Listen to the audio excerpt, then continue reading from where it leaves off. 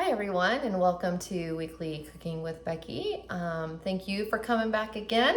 Remember, follow me on Facebook at Living Low Carb with Becky, and also subscribe to my YouTube channel, Living Low Carb with Becky. I know this will be one that you want to share out. Valentine's Day is next week, but there's never a wrong time to have some chocolate cake. So we are going to make a low carb fudgy chocolate cake with some icing. Sounds yummy to me. What I have already done, because it's literally, you dump everything in at once and then blend. They tell you not to even blend in the middle. So inside my bowl, I have, just to give you an idea of what it looks like, there's a lot of stuff in there, but it looks great. So what I have in there is 3/4 of a cup of coconut flour, 3/4 of a cup granular sweetener of choice, a half a cup of cocoa powder. Now I was reading the comments. So I did a half a cup and then I heaped it just a little bit over that half a cup because I wanted a little bit more chocolatey flavor. 2 teaspoons of baking powder, 6 eggs, 2/3 cup of heavy whipping cream, and a half a cup of melted butter. We're gonna just mix all of that and pour it into an 8x8 already greased pan. And I will see you after we mix it up.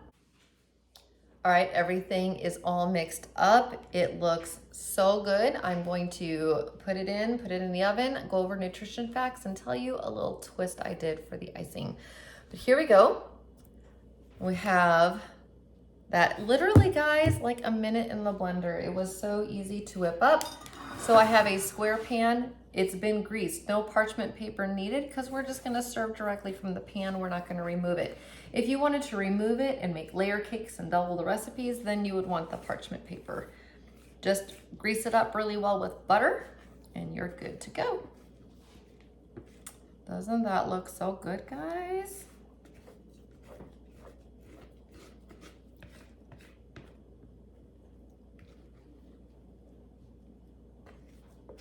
Now, I will say that this cake does have to be refrigerated if you use the icing that is in the recipe. That's where I'm going to make the change. If you choose to not use the icing in the recipe and do kind of what I'm doing, it can stay on the counter for 2 to 3 days. If you don't think you're going to eat it in 2 to 3 days, then yes, put it in the fridge. You can also just put it in the fridge, take it out about a half hour before you want to eat it, and get it to that room temperature. You can always do that too, so that you don't have cold cake all the time. So either one, store it in the fridge, take it out a half hour before you want to serve, or leave it on the counter a couple days if you're not doing the homemade icing. So here it is, and it says to cook for 25 minutes until the center springs back. We are not going for fork or toothpick clean. We're just touching it, and if the center springs back, we're done, okay? I will be right back. Let me set it for 25, and we'll go over those nutrition facts in my fridge.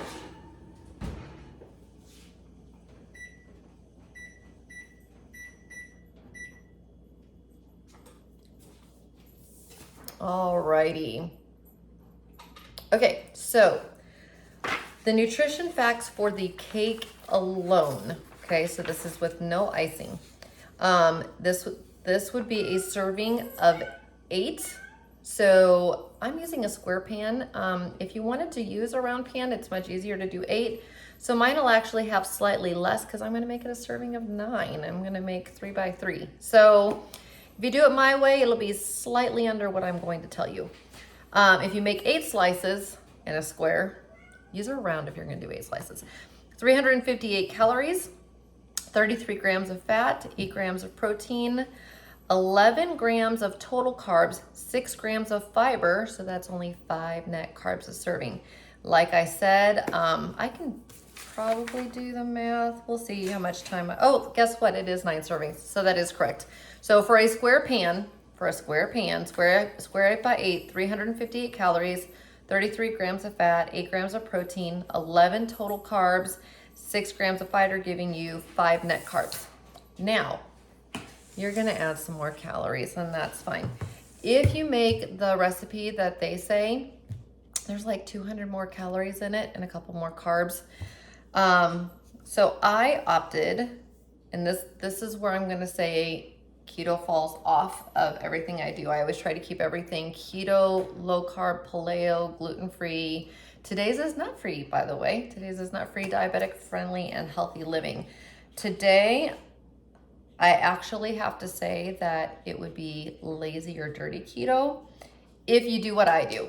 If you do their frosting, you're fine. And it would not be diabetic friendly unless you use their frosting. So if you use my frosting, you have to ixnay on some of that. But I just went to the store and grabbed some Pillsbury sugar-free chocolate fudge. And you would use half of a can on it. And that's 14 servings is 100 calories, but we're only making 9 servings. So I don't want to do the math. 2 tablespoons, it's going to be like 120 extra, but it's not going to be 200 extra. My big thing was I wanted to cut out some of the calories. So it's not the lowest, but neither is the other one. So you decide which frosting you want. I'm going to see you on the other side. I will have the cake baked, and I will have this frosting in a jar, but sugar-free on it. So mine is truly low carb. If you really, really, really want to stay in the diabetic friendly or in the clean keto, you're going to want to make the whipped frosting that they have.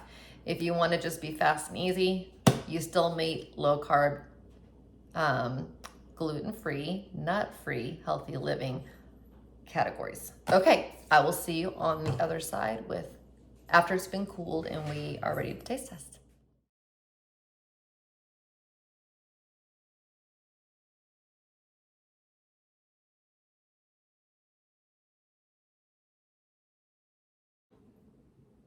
All right, the cake is done. It has been iced. Look at that, everybody. Doesn't it look so good? I really hope you guys enjoy it, whichever icing it is that you choose to do.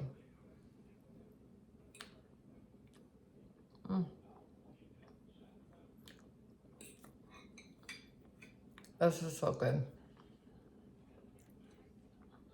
Good for any time you want a chocolate craving. Good for Valentine's Day. Just plain old good chocolate cake. All right, hope you guys enjoy. Bye.